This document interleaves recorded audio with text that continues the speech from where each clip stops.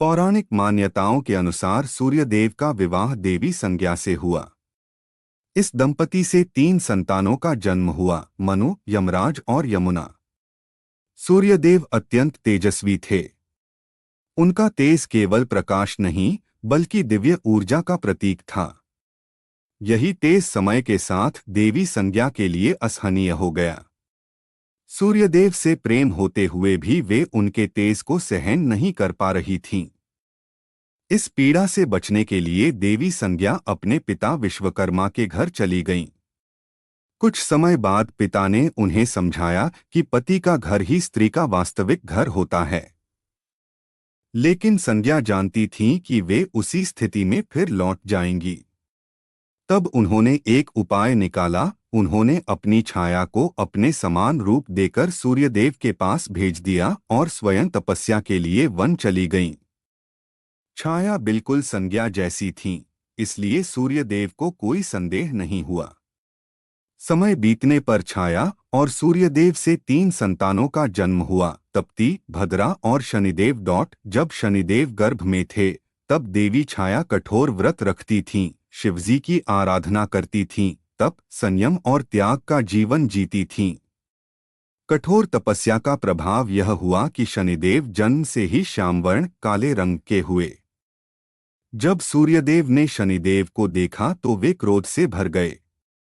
उन्होंने छाया का अपमान करते हुए कहा, मैं इतना तेजस्वी हूं तो मेरा पुत्र ऐसा काला कैसे हो सकता है। यह सुनते ही शनिदेव के भीतर मातृ अपमान का असहनीय पीड़ा और न्याय का भाव जाग उठा। वे अपनी माता के परम भक्त थे।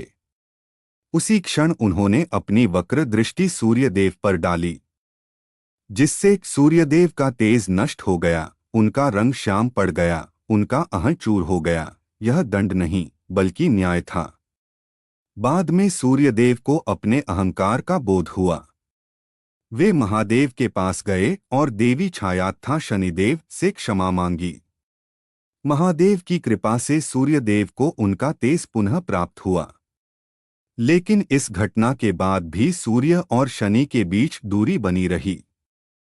अब आती है इस कथा की सबसे महत्वपूर्ण कड़ी, मकर संक्रांति।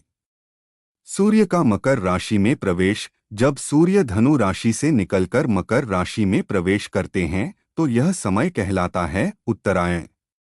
मकर राशि के स्वामी हैं शनिदेव। पौराणिक मान्यता है कि मकर संक्रांति के दिन सूर्यदेव अपने पुत्र शनिदेव के घर मकर राशि में प्रवेश करते हैं।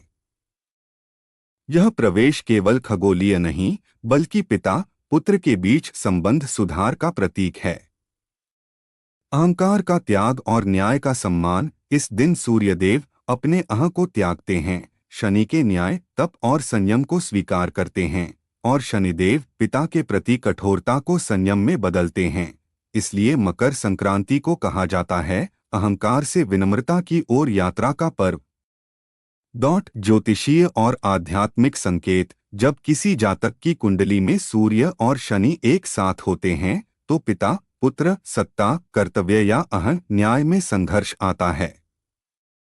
जो व्यक्ति अपनी माता का सम्मान करता है, शनिदेव उससे विशेष रूप से प्रसन्न होते हैं।